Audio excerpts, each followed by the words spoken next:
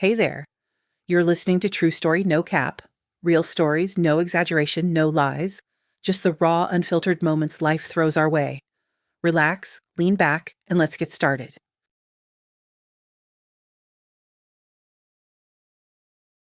When will this whirlwind of events that has swept into my life finally subside? Joanna preferred a measured, unhurried pace.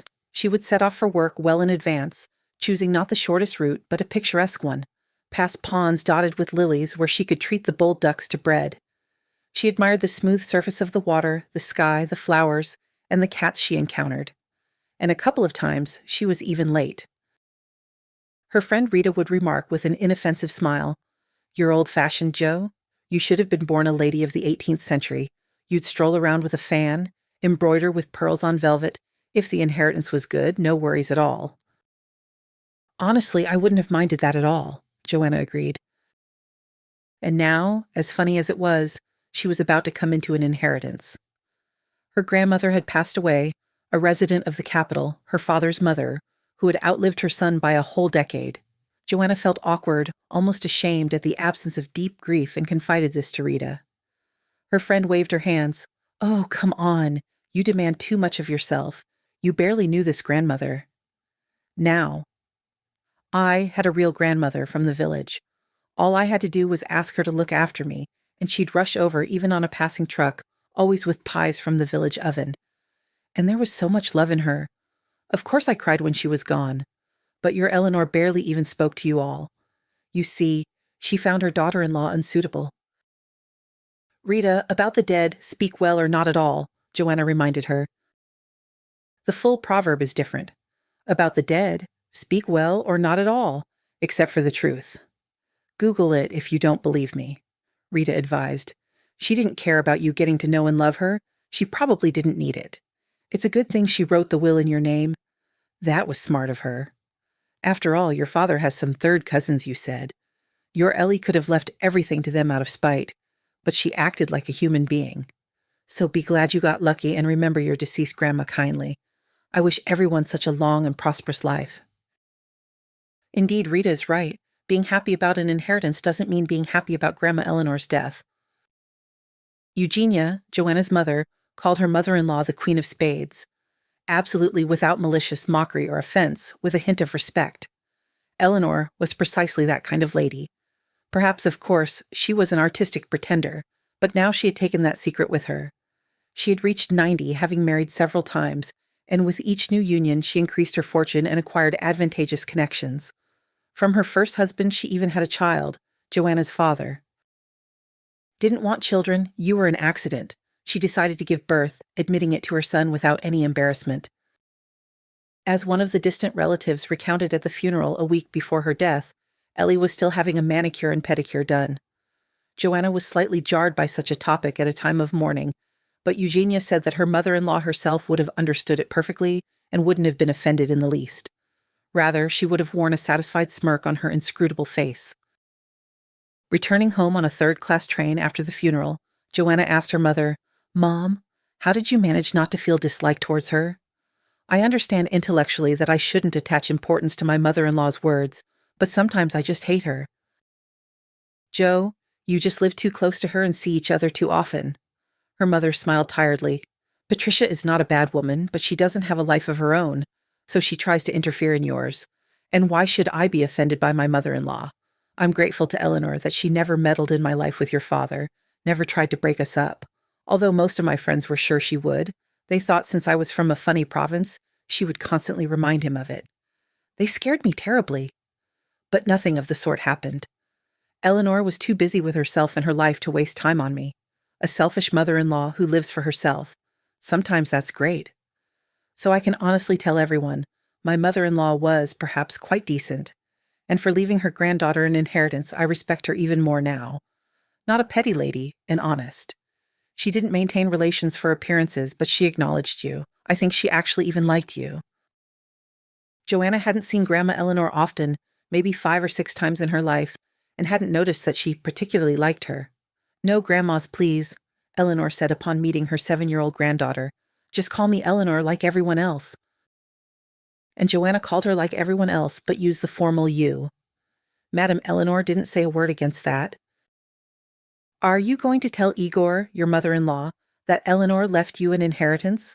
Eugenia asked with barely concealed pleasure, savoring strong tea from a glass in a holder, as if it were an exquisite cocktail in an expensive establishment. Her mother had once confessed, laughing shyly, that she had loved drinking tea on trains since childhood. It always tasted better to her that way. I won't say anything yet, Joanna admitted her thoughts. The will is sealed, no one knows its contents. Maybe I was just left some sentimental item. I wasn't expecting anything at all, so I'll accept any surprise with understanding. But then my mother-in-law will definitely have another reason to be displeased with me. What if now I turn out to be not only an inattentive wife and irresponsible mother, but also an unloved failed granddaughter? Mother and daughter laughed quietly, understanding each other. Okay, indeed, there's no need to rush, her mother agreed. What's ours won't go anywhere, and we don't need what's not ours. And they agreed not to touch on the subject until the will was read. But 2 days before the date set by the notary for the reading, Joanna's son, Leo, was hospitalized with acute poisoning. His mother-in-law was indignant, blaming everything on substandard treats at a children's party Leo had been invited to. And of course, if Joanna were a truly caring mother, she would have certainly checked the families of the children her son associated with. Joanna found it absurd to even consider that a 10-year-old child could form a dangerous circle of acquaintances, but her mother-in-law nodded seriously, just to avoid useless arguments. The birthday boy was Leo's good friend and classmate, Arthur. If Arthur's mother, who raised him alone without any help, bought a cake at a big discount, that didn't mean Arthur's mother was to blame that the cake sold in the store was expired. But whatever the case, Leo was in the hospital, already out of danger and starting to get bored, and Joanna was just about to go to the notary for the reading of the will. Igor, as usual, grumbled something about her job, which he considered completely unsuitable for a married woman, but agreed to stop by to support his son. Joanna woke up very early that morning, and while her morning coffee simmered on low heat, she twirled her train ticket in her hands and felt sad that she wouldn't be able to visit Leo in the hospital. Of course, she understood intellectually. Tomorrow his father would visit him instead of his mother. But it was still sad. Time flies relentlessly. Soon Leo would pass the age of childhood, would be perfectly able to manage without his mother, wouldn't miss her so much, and she, it seemed, wouldn't even have time to remember these years, either work or all sorts of silly urgent matters. Joanna's flow of sad thoughts was interrupted by a phone call. Joanna, the notary apologized. I apologize for the unpleasant news. As I explained to you, for the reading of a sealed will, at least 2 witnesses are needed, but one of them is currently ill. Nothing serious happened to him? Joanna asked. My son is also in the hospital, poisoned. I sympathize. I hope he recovers quickly. The notary replied politely. Nothing dangerous for the witness, just a fever. But it's in this heat. He's an elderly man, worried about his health, and asked to postpone the date of the will reading. He suggested moving the event back exactly 1 week, provided that suits you. Yes, I'll arrange it at work, Joanna agreed, not prone to whims and not liking to disrupt others' plans without a good reason. And today I'd better stay with my son, so it's fine. Please convey my wishes for his recovery to the witness. She genuinely didn't care about going for some phantom inheritance while her son was in the hospital. He hadn't yet crossed that invisible barrier where the possibility of getting money becomes a justification for a person if they leave a loved one to be bored alone. Joanna sighed with relief, finished her second cup of coffee with milk foam, and went to visit Leo, deciding to give him a surprise. If her little son was still hurting somewhere, it would definitely pass after their meeting. The visitor elevator in the hospital was out of order. Joanna didn't think to call the side one used for transporting patients on gurneys. She felt extremely anxious and uncomfortable in hospitals in general, and considered herself one of those people who could never be medics. Joanna decided to climb to the 3rd floor she needed by the stairs, on foot. On the windows between the 1st and 2nd floors, she was greeted by sad, wilting roses. Hearing voices, she stopped for some unknown reason, instead of quickening her pace. The windows were between the 2nd and 3rd floors. Her husband Igor and her mother-in-law Patricia were talking. Hearing the first few words, Joanna froze under the stairwell, mentally thanking herself for choosing silent sneakers for this trip. Igor, I wouldn't wish you ill, her mother-in-law said quietly but insistently. I will always be on your side, no matter what decision you make. But now I ask you to take a break and not rush. Don't you yourself guess why? Mom, what's with your love for talking in riddles? Igor asked with lazy irritation. What am I supposed to guess? That your wife may now be among the heirs after the death of her Moscow grandmother? Did you really not think about that? How did you even live to be 40? I can't imagine. Mom, don't start. You've chosen a brilliant time and place. We are, by the way, visiting my son and your grandson in the hospital. Exactly, her mother-in-law triumphed. Don't forget that you and Joanna have a son. I'm also a living person. I understand everything perfectly, love struck and all that. And you know perfectly well that I don't consider the fact that you have a child a red flag. Leo has the right to a father until he comes of age, and to a share of your property. And then you marry this Sarah of yours. The first raptures of love will pass. And what will happen? It will turn out that she's annoyed by these alimony payments and gifts to the child, and generally she'll want her own child. And you still have to raise Leo. And all this on your single salary. Listen, Sarah doesn't want children. She just wants to live with me without this silly game of hide and seek. A woman who doesn't want children is also suspicious. Either your beautiful Sarah is a complete egoist, or she's simply lying to you, afraid of scaring you away. Just like Vanga the clairvoyant, Igor snorted. You know everything about everyone, you've got it all sorted out. Yes, I've lived longer, and that's why I know. Her mother-in-law stamped her favorite phrase, which Joanna had heard from her many times and with which she always wanted to argue, but her own family peace was more precious. Listen to your mother at least once in your life. I know grandmothers like your Joanna's was, all haughty and important, but essentially just an ordinary old woman. In old age, the same thoughts come to everyone anyway. She probably wanted to be remembered kindly by her granddaughter, so she left something, her apartment or savings, or maybe both. No, Mom, I don't understand now, Igor interrupted Patricia. Are you suggesting your son abandon the woman he loves to benefit from his wife's inheritance? Do you think I'm some kind of gigolo? In my opinion, you're as foolish as a teenager, his mother-in-law replied angrily. You'd think you suffered with Joanna before you met Sarah. You just lived your lives, and with good wealth you'd live even better. With money there are fewer arguments. I don't know. And Sarah is hardly an ideal, so I don't see the point in swapping one problem for another. Did you only live with my father for that reason too? Igor sneered. What do I and your father have to do with it? Joanna flinched, hearing quick steps downstairs on the stairs. Several people were coming up quite close. They were walking quickly and talking rather loudly. Igor and his mother-in-law couldn't help but hear them and stop talking. Joanna decided to wait until these people were level with her. She sat down, pretending that an untied shoelace on her sneaker had delayed her. 2 doctors and a nurse were coming up the stairs. Joanna's shoelaces were instantly in perfect order, and she continued on her way right behind the medics. That's a decision, her friend Rita exclaimed with bewildered admiration, hearing Joanna's story. If I hadn't heard it from you yourself, I would never have believed you were capable of leaving like that, and you had the patience to wait almost a whole month. I would have cracked long ago, I would have given myself away. But you surprised me, Joe. I was sure I knew you as well as I knew myself, and then you suddenly reveal a completely unexpected side. I didn't expect it from myself either, Joanna smiled sadly.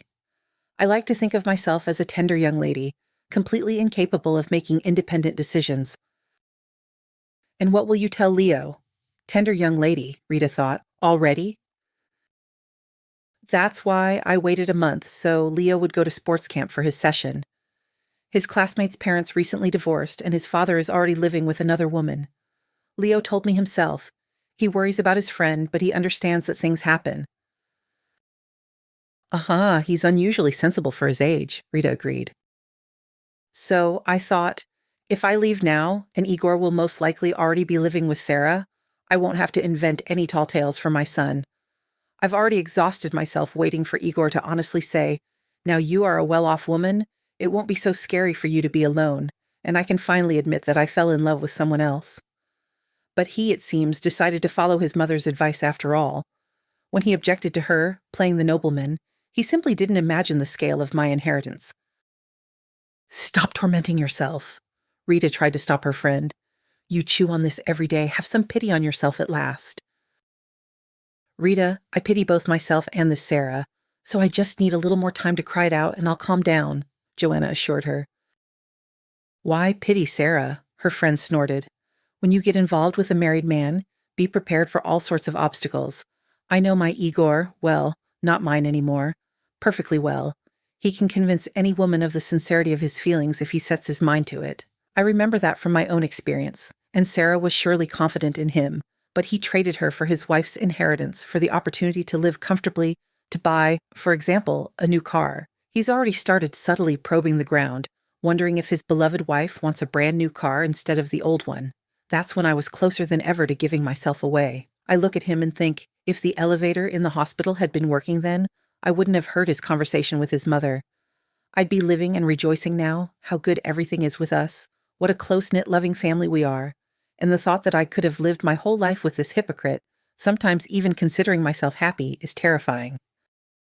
Somehow, everything is always complicated for you. Rita shook her head. If only you had lived. Since you found out everything, you're leaving yourself. You won't have financial difficulties. That's it. Live and be happy. Something tells me that the revelation of Igor's true nature struck you so much that you won't miss him. Yes, I won't now, Joanna agreed calmly, for Leo's inheritance, unlike my own. Exactly. Rita raised her index finger to the sky. So you didn't have any other choice but divorce anyway. And this way, at least you leave first, with the feeling, if not of a winner, then certainly not of a loser. Yes, I approve of your decision. To be honest, her own plan seemed ridiculously simple, lacking any ingenuity. When Igor came home from work the next day, he froze in the doorway, not knowing how to react to the scene before him. Firstly, this was not a situation where a man could fail to notice a change in his wife's hairstyle. As long as he had known Joanna, she had always had thick, almost waist-length dark blonde hair. Now half the length was cut off, and the unusually uneven strands, styled in a lush cascade, shimmered with a rich, almost fiery dark red color. A surprised Igor reluctantly admitted that such changes had transformed his wife into a bright, striking woman. Moreover, she was wearing a green dress that resembled a long, loose tunic, and it also suited her very well. Although it didn't resemble her previous clothes at all, it unusually favorably emphasized her figure. Standing before the open wardrobe, Joanna announced to her husband instead of a greeting, "Well, I've thrown out a good half of the unnecessary junk, and I can go." "Go where?" Igor asked, suddenly feeling like some kind of fooled simpleton. "To Moscow, to see my apartments, both the main one and the studio that's rented out, and the country house. Might as well do it all at once. I'm thinking of renting it out for a month or keeping it for myself, maybe moving there as an option, and placing Leo in a Moscow gymnasium." "Are you going to decide this unilaterally?" Igor asked meaningfully about Leo. "No, of course not," Joanna reassured him. "You are his full parent, that will always be the case. But about my property and bank deposit, of course, that's my business." "And they gave you vacation just like that?" Igor snorted incredulously, trying not to reveal his complete bewilderment. "You yourself used to assure me that you were indispensable." "I'm surprised. I asked for vacation and they gave it to me right away. Perhaps the management suspects I might quit altogether now, so they're trying to keep me with good treatment.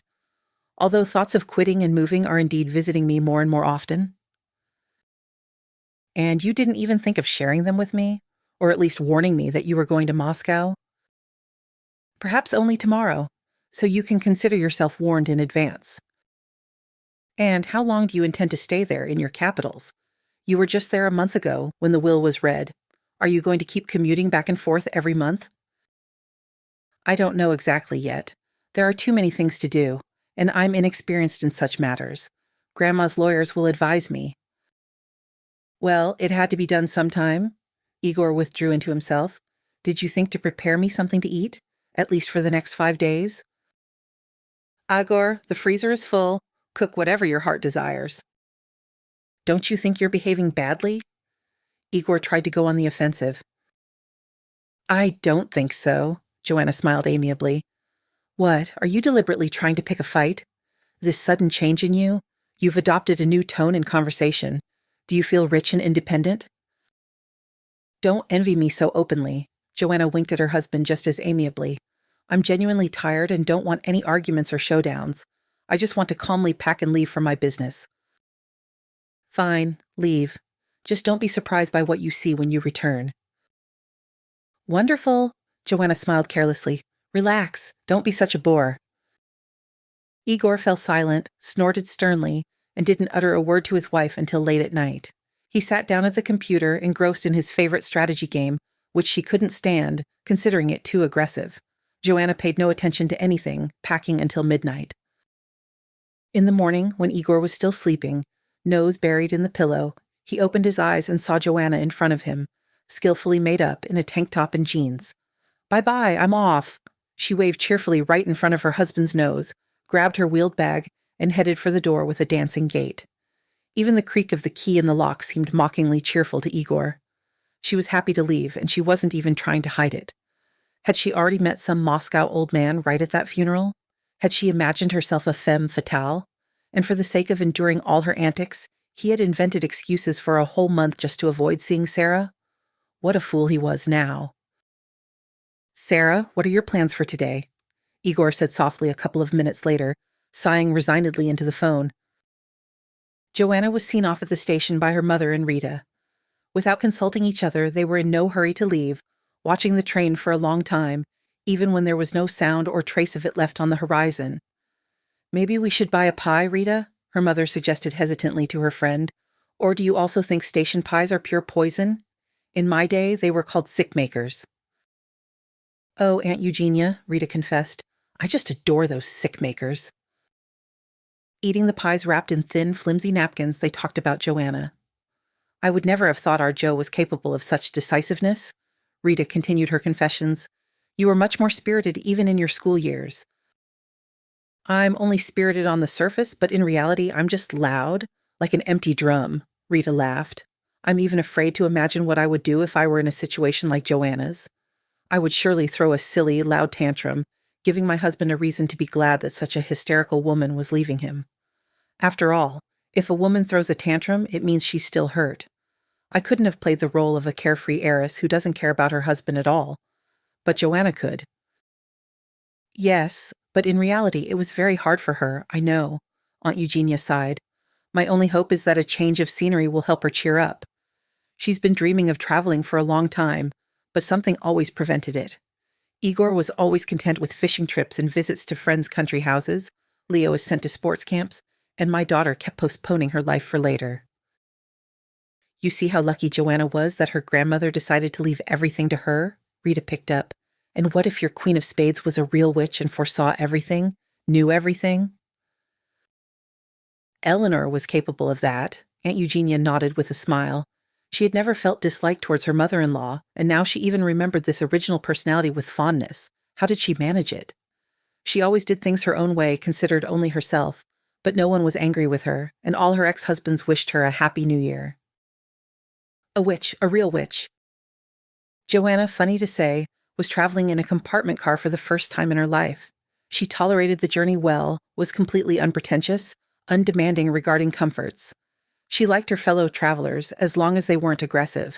But suddenly, out of pure curiosity, she decided to take the trip to Moscow in a compartment. The price turned out not to be exorbitant. After all, she wasn't going to wander through expensive Moscow boutiques and attend social events. She would indeed attend to business, and in her free time, she would stroll through places she knew indirectly from the descriptions of her beloved Bulgakov. She definitely had to walk around Patriarch's Ponds. Someday. She also thought that day when they met, she wondered if her father had been alive, would Eleanor have left the inheritance to her son, not her granddaughter? Nothing could be said for sure about her. None of Joanna's acquaintances had or have such an unpredictable grandmother. That was a fact. It was vacation season and the carriage was full. From the departure station, a very young couple in love and a silent man of about 40 were traveling with Joanna in her compartment. The couple was engrossed in each other and didn't stay in one place, and Joanna was grateful to the man for being as immersed in his thoughts as she was, and for being almost unnoticeable. A funny ability for a person so tall and thin. Such people, probably, should be noisy in a confined space like a compartment. Joanna glanced back a couple of times as if wanting to make sure he wasn't watching her, and continued thinking her thoughts. The further she got from her city, the lighter her heart felt. Long journeys always calmed her down. She wondered if they had any Roma in their family. She would have to ask her mother. "Are you being met?" The compartment neighbor politely inquired when they were about 15 minutes away from Moscow. Can I help you carry your things to a taxi, for example? I hardly have any luggage, just a light sports bag with summer clothes. Joanna smiled carelessly. I'm here on business, so I'll be met. But thank you for the offer. Imagine, they only exchanged a couple of words the whole trip, and the person offers help. At first glance, Eugenia was indeed right. The house that Joanna had recently considered her own was left behind. Now she had settled in Eleanor's spacious apartment, which she had initially firmly intended to sell. Why such a mansion, if for that money you could buy 2 cozy little apartments? But now she wanted to get rid of Eleanor's apartment less and less. There was a beautiful classical kitchen dining room here. In old films, people savored tea from Chinese porcelain in such dining rooms. By the way, suitable porcelain was also available, and there were living rooms with a piano and excellent reproductions of famous paintings, the mistress's bedroom resembling a boudoir, and a study combined with a library. On the way to Moscow, Joanna feared that she would feel uncomfortable, or perhaps even eerie, living here alone, and yet she had abandoned the idea of a hotel. To her great surprise, Joanna immediately felt at home in this apartment. She was even more amazed when she began to understand that she and Eleanor had quite a lot in common. Joanna didn't want to change the curtains on the windows or the dishes or the paintings and photographs on the walls. Even the books in the library, which she had managed to look through, seemed to have been chosen to her taste. Joanna walked around the house, sat in armchairs, mentally thanking Eleanor.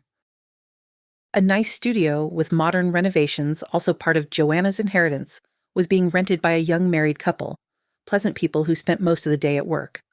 Joanna gladly assured them that she wasn't going to sell the property, raise the rent, or look for new tenants, and went to the country house.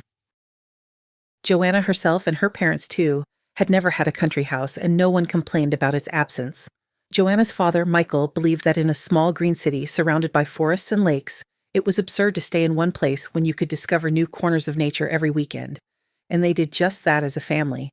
But Eleanor had a country house, and, as Rita had accurately guessed, there could be no talk of vegetable patches there. A vegetable garden in Eleanor. That seemed absurd even to imagine. Eleanor's country house resembled a refuge from worldly hustle and bustle. Deep in the old apple orchard, overgrown with tall grass, stood a not very well-maintained but solid 2-story house, old-fashioned, resembling a small estate. From the inside, it turned out to be much cozier than from the outside, striking with its cleanliness and tidiness. The lawyer accompanying Joanna, Robert Roberts, even quietly apologized, noticing her surprise. "Did I forget to mention that Eleanor's housekeeper, Margaret, lives in the house? Formerly now. Forgive me. Here she comes out to meet us." "Good afternoon," Joanna said, somewhat embarrassed, as soon as she saw the woman descending the stairs towards them. "Hello," the woman replied with a friendly, warm smile. "My name is Olga Stevenson. Did you have a good journey? Would you like some tea, coffee, or something stronger?"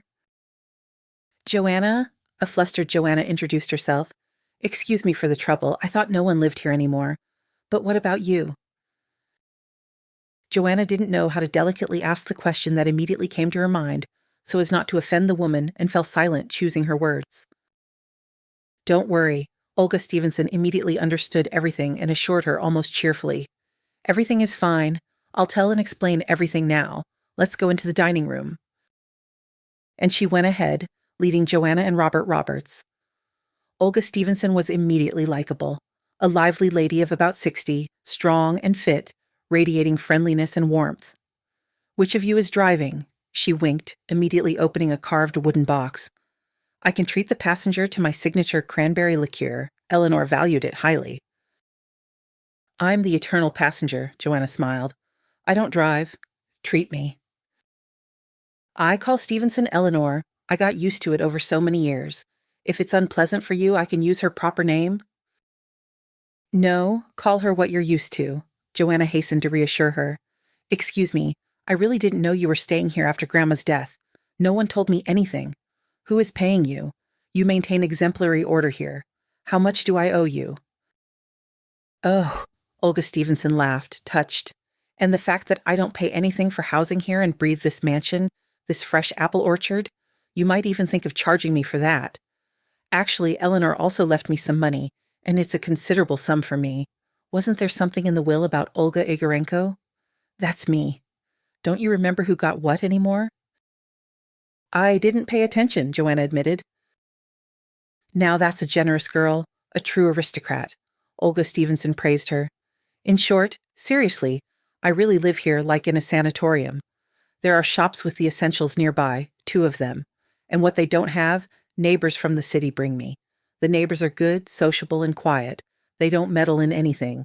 And our plots are not cramped, as you can see. Just tell me, Joanna, by what date I should vacate the house, and when it will be convenient for you to show and tell me everything. I can do it right now, but it's up to you. And where will you go if you— Joanna didn't finish. I'm not the Madrid court to keep such secrets. Olga Stevenson assured her almost cheerfully. I'll go to my daughters in Vladimir. There's room, my son-in-law is good. I won't be a surprise to them. I would have returned there in old age anyway, everyone knew that. Of course, if Eleanor had lived longer, I would have worked for her for another 10 years. Although Olga Stevenson seemed demanding and talkative, Joanna understood that the woman didn't want to leave this house. I would gladly give you that opportunity, Joanna admitted, but I'm not the type who needs to hire household staff. I even know how to do repairs myself. I had to learn. Specialists charge a lot. Forgive me. Oh, what apologies, my dear girl. Olga Stevenson was touched again. But I would advise you not to rush into a decision about what to do with all the property. Think everything over carefully. Another month or 2 will pass, the first bewildered passions will subside, and everything will fall into place in your head. Absolutely agreed, Robert Roberts said approvingly. When there's no acute need for money, that's how you should proceed. That's what I'll do. Thank you, everyone, Joanna decided cheerfully. And let's walk around the house then. We can also see if there are any apples there. Plenty, Olga Stevenson assured her. I do take care of the trees. Robert Roberts asked permission to stay in the garden in an old rattan armchair to smoke and make a couple of business calls, while Olga Stevenson began showing Joanna her new possessions like an experienced estate guide. I don't know what I'll sell now, Joanna said half-jokingly, half-seriously. I like Grandma's apartment, and I like this house too. And for the money the tenants pay for the studio, I work a month in my city. That's what I'm saying. You have something to think about. Olga Stevenson waved her hand. And what if, while you're thinking, I find tenants for this house? How do you feel about that? Do you agree? It suddenly occurred to Joanna. You are the owner. It's for you to decide. Olga Stevenson didn't immediately grasp. You didn't even ask me. No, you didn't understand, Joanna explained. If I ask you to stay here, look after the house, and maintain cleanliness for the tenants, would that suit you? They will pay me rent, I will pay you a salary from that money, and the house won't be abandoned while I sort out my affairs and problems. My father said that a private house shouldn't be left without people. It deteriorates and collapses faster that way. Your father is right, Olga Stevenson declared, pleased to have found a like-minded person. Houses are not apartments in an anthill in a human hive. They are like that. They have their own soul. And I won't be coy. Such an offer would suit me very well. Only, you understand, Joanna? There's a delicate point here. I'm also a living person. I must like your tenants. And they must not be repulsed by me either. For the position of a housekeeper, this is an important point. In an office, you can disregard everyone and just earn money. But here it's close proximity. You have to live under the same roof. I wouldn't even think of letting someone you dislike move in, Joanna said, surprised. I'll send everyone interested here so you can see each other and decide if it works for all of you or not. Agree? That just like that right now, you've seriously decided to rent out the house? Olga Stevenson was taken aback. And what, is it a bad decision? I must do something during this visit, bring some order. Otherwise, it will turn out that I just came for a change of scenery.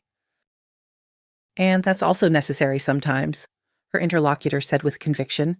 To rest from work, from household chores. Excuse the immodest question, do you have a family? I have a son, I have a mother. I also have a husband who still thinks he exists, but for me, he's almost an ex. Oh, really? Olga Stevenson commented cautiously, looking at Joanna sympathetically, but didn't dare to inquire further. Joanna herself suddenly felt like telling this woman everything in brief. Ordinary infidelity. He met someone else, wanted to leave the family.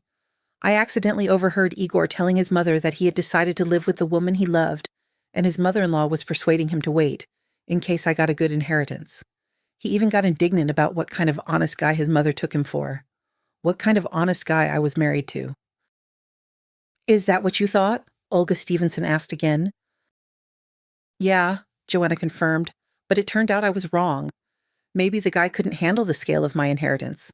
Neither I nor he nor anyone in our families had ever been particularly wealthy. He became an attentive family man, straight home from work, weekends only with the family. He decided to give up his love. I see him looking sad, but he's holding on. Good for him. We need a new car, he says. That's how it is. Gigolo-ish. Olga Stevenson shook her head so artistically that Joanna couldn't help but smile. And you decided not to put up with this scoundrel? Yeah, I decided to free him from forced pretense. He could have ended up hating me so much in a few years that he'd poison me, like in old English detectives, Joanna snorted. And you're a smart girl, Olga Stevenson simply approved. I would have done the same. Have you said your final goodbyes to him, or have you just left for now to think things over? I just left for now. I simply presented him with the fact of my morning departure in the evening. I wanted to see his reaction. It was interesting. I saw it. Now I'm even more certain of my decision. I'll return when my son comes back from sports camp and announce to Igor that I've found someone else here. Let him prepare for divorce. And there isn't one yet, of course? Joanna laughed in surprise. Why, of course? Her interlocutor snorted. Such a charming girl is unlikely to go unnoticed for even a day, and I'm not flattering you. Female laughter. Robert Roberts emerged from behind a sprawling currant bush. Joanna, forgive me for interrupting your pleasant conversation, but I'm being met at the station. If we can leave for the city in about half an hour, we'll have time to discuss everything on the way, go over our next steps. I'll take you straight to the house. All right, Robert Roberts, Joanna assured him. I've already decided everything. We can go right now. Or would you like to stay here? Olga Stevenson suggested. No plans for the evening, fresh linens available. The guest bedroom is in perfect order, just like in a luxury hotel. And in the morning, after you've slept well, you can calmly return to the city. How does that plan sound? That's a good plan, Joanna approved. I would have been too shy to invite myself, but I'm glad for the invitation. I've become quite bold with you. You are at home, Olga Stevenson reminded her, tapping her forehead. And both women said almost in unison, Go on, Robert Roberts. Very, very long ago, perhaps only in childhood, Joanna had slept as soundly as she did that night on the veranda of her country house near Moscow. Olga Stevenson offered her any room to sleep in, especially urging her to take the beautiful guest room, which indeed resembled a cozy room in a country hotel, but Joanna chose the veranda. It's cooler here and the windows are huge. I'll be able to see the stars, she explained. Joanna didn't manage to admire the stars, quickly falling asleep after a long and pleasant day. And in the morning, having returned to the city, she sat down to write an advertisement on a real estate website for renting out the country house with the services of a resident housekeeper and a large plot occupied by a picturesque garden. She thought about how best to formulate the requirements for tenants and suddenly flinched at the sound of the phone ringing. It was Igor. Have you completely abandoned the family? He asked immediately instead of a greeting. Hello, Joanna replied with friendly indifference. Why abandoned? I call Leo at camp every day, morning and evening, and I send him photos from Moscow and messages. He's doing great. But you probably know that yourself. You talk to him too, don't you? And you have nothing left to say to me? And you to me? Joanna smiled into the phone. I've been busy with things all these days. I've sorted some things out. I've decided some things. But you know what? I think I'll tell you this at home. I won't linger here. I'll come back earlier if there are tickets for tomorrow. I'll get one for tomorrow. No point in delaying. So everything's all right? Igor asked, deciding to control his irritation. Perfectly, Joanna confirmed. And indeed, she immediately bought a train ticket, not for tomorrow, but for the day after tomorrow. She informed Robert Roberts of her arrival. He assured her that she could go with a light heart. Her personal presence in Moscow was not required for now, but was she sure she could fully trust someone with something like choosing tenants for the country house? I intend to return soon, Joanna explained. Maybe even permanently. That's why I need to leave urgently now. Yes, it's better not to accumulate loose ends in business. Robert Roberts immediately understood and approved. And what? Can people willing to rent such a large, expensive country house be found so quickly? she inquired. Usually not, but sometimes it happens. Well, as a last resort, in the modern world, there are video calls. If someone needs to move in urgently, you can get some idea of the people that way. And I'll help you with my experienced eye, give you my assessment. And if necessary, I'll quickly draw up the contract. It's standard. I'll also consult with Olga Stevenson if anything comes up, Joanna added.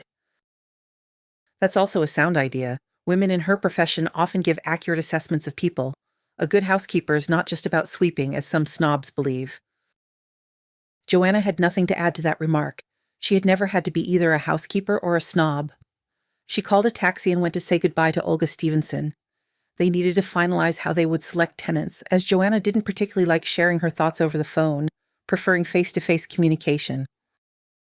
Joanna, don't worry, Olga Stevenson assured her. If we really find decent people who are also willing to pay such a price, I won't let them get away just like that. I'll convince them they won't find a better option. I can also look after and tutor children well, although I do get tired of wild ones, of course.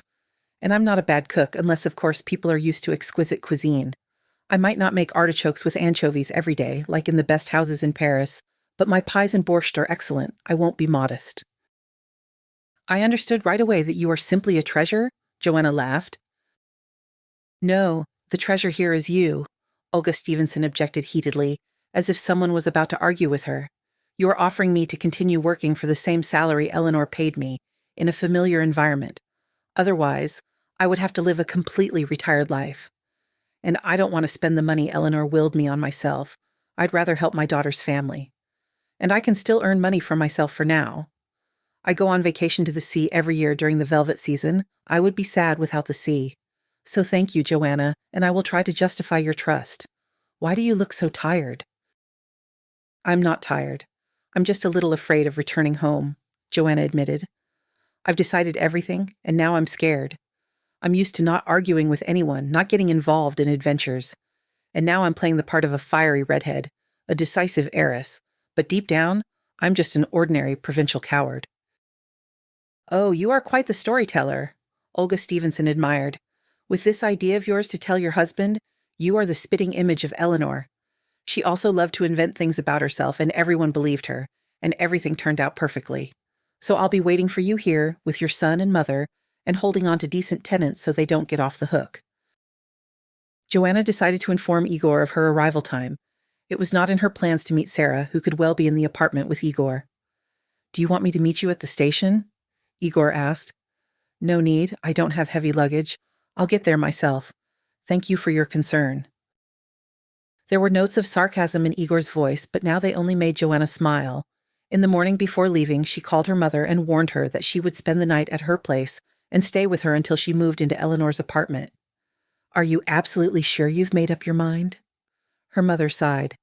But what if Leo doesn't want to? Mom, let's talk at home. The apartment that Joanna had so recently considered her home greeted her with dirty floors and a pyramid of unwashed dishes in the kitchen sink. A couple of greasy flies circled above the pyramid, eagerly looking for something to feed on, and another pair crawled across a frying pan with leftover fried potatoes. Hello? It's cozy here, Joanna announced without a hint of hysteria, almost cheerfully. Hello, her husband replied from behind the computer. This is how I managed after work in my wife's absence. She shrugged. If you like it this way, that's your business. And you're not the mistress here anymore? Igor replied in a friendly tone. And suddenly, as if understanding something from his wife's gaze, Igor abruptly changed his tone. Okay, Joe, we've had our fun. The boss has been driving everyone crazy. I'm seriously thinking of quitting with this attitude. As I understand it, we're not in need right now. There's time to find a decent place. Yes, I understand everything, Igor. I'm exactly the same. If it weren't for this unexpected inheritance that fell on me, I wouldn't have decided to leave a job I didn't like. After all, stability sometimes turns out to be much worse than people usually tell themselves it is. Now I'll take a shower, change, and go quit. Your vacation just started. You could have gone somewhere, Igor reminded her in bewilderment, clearly not understanding what she was getting at. I'm not a viper, Joanna explained. My boss hasn't done anything bad to me for me to play such a dirty trick on him. By the time my vacation officially ends, he'll have time to find someone else for my position. But everyday matters can wait, Joe. If you're talking about the mess in the house, yes, I admit, it's my fault. You were never a bore and didn't make a fuss about trifles. And I'm not going to change now, Joanna confirmed. Anyway, there's no point in preparing for such announcements for long. It's better to be direct and honest. We need to get divorced, Igor. Her husband got out of the computer chair with an unexpected crash. So that's a condition of the will, is it? He asked with a smirk, hiding his irritation. Igor, I wouldn't joke about this if you know me at all. I've met another man and I don't want to live a double life. And carefree heiresses like sweet boys? Her husband sneered dismissively, putting on a sickly sweet smile. What other boys? Ignoring the sarcasm, Joanna continued. And Madam now moves in circles where it's indecent to have husbands like me. Only those with status are valued. Igor, I'm not insulting you, and I hope for your understanding. I've simply met another person. The same thing could have happened to you. I'm claiming absolutely nothing. I'll only take mine and Leo's things, clothes, and toys. Igor shook off his pose of a mocking macho and stared at his imperturbable wife, realizing in an instant that she wasn't joking. He exhaled his last vengeful trump card. You won't get anything from me for the child. After midnight, discussing her divorce and resignation announcements with Rita and her mother, Joanna smiled sadly. I never would have thought that upsetting my boss would be harder than upsetting my own husband. I thought the hardest part would be about my son, but Igor only remembered Leo in connection with money when he said he wouldn't give anything for him. Well, he'll have to pay alimony by law anyway, Rita sighed mockingly. Don't play dumb. You know perfectly well what I'm talking about. Joanna brushed her off. If it weren't for this inheritance, I would never have known what kind of person I lived with for 12 years. That's what scares me. In general, in what kind of relationships? Oh, girls. Her mother, like an arbiter, took both their hands. Then none of us should get involved in anything. When we love, we all want to believe in the best. And we do believe. Otherwise, life on the planet would have died out long ago. Joe, Aunt Eugenia, let's just skip the complex philosophy for once. Rita smiled forgivingly. You're lucky, Joanna, that you not only learned Igor's true nature, but also left him yourself, without damaging your self-esteem. He now has only one consolation left, to invent a beautiful legend for Sarah, as if he left you for love. I truly don't care about that, Joanna shrugged. It's as if a mountain has been lifted off my shoulders. I promised my boss I'd stay for a week at most before quitting. He wants me to hand over my duties to a new employee. It seems he already has someone in mind. I agreed. A week isn't a year. And I'll return to Moscow to look for tenants for the country house and a good school for Leo. I still need to think about how to prepare him what to say. I'll help, her mother assured her. I'll think of something too, Rita promised. As Joanna had somehow foreseen, there weren't many people interested in renting such a large house. For the summer, people are content with a small house and a gardening cooperative, Olga Stevenson said understandingly. And not everyone is ready to live outside the city in winter. If it weren't for my salary, you could lower the price and tenants would be found immediately. I feel like I need to pack up and go to Vladimir. Joanna, if you miss your daughter and want to leave, just say so. Olga Stevenson, Joanna asked. I told you honestly right away, I would have worked for another 10 years. Olga Stevenson abruptly changed course again. But so far we haven't found a single noble lady ready to pay extra for a house with a housekeeper. Let's wait a little longer.